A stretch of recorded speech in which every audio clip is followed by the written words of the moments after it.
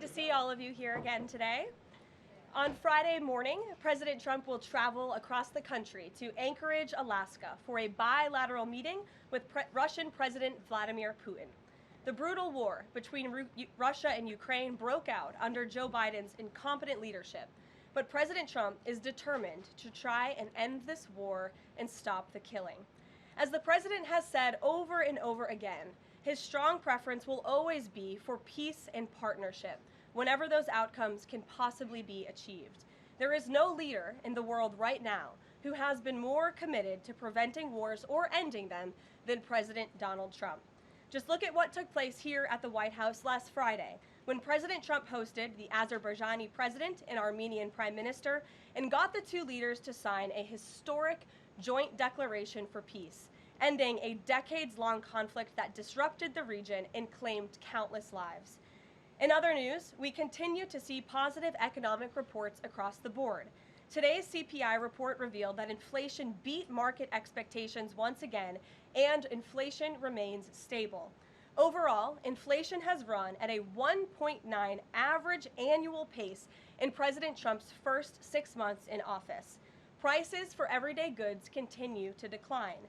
Energy prices fell in July, including gasoline, which is down nearly 10% over last year, and propane, which is down 2.5% over last year as well. Egg prices fell once again in July and are down 20% since President Trump took office. Shelter inflation, the largest contributor to overall inflation, is at its lowest level since October of 2021. Wage growth for American workers is beating inflation once again. As inflation declines, this administration continues to be wholeheartedly committed to putting more money back into the American people's pockets. American real wages are up 1.3% over last year and have increased each month since President Trump took office. And small business optimism, according to this morning's report, has also reached a 5-month high. Ignore the panicans and trust in President Trump. That is our motto here at the White House. The America First economic agenda is working. On another matter, yesterday, President Trump took bold action to finally restore law and order right here in our nation's capital. The president declared a crime emergency in the District of Columbia, federalized the D.C. Police Department, and mobilized the D.C. National Guard to end violent crime in our nation's capital.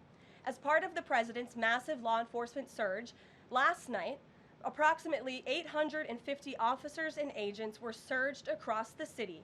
They made a total of 23 arrests, including multiple other contacts.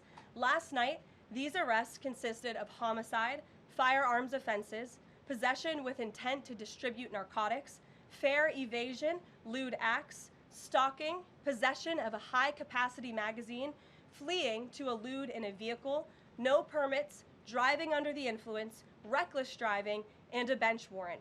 A total of 6 illegal handguns were seized off of District of Columbia streets as part of last night's effort. This is only the beginning.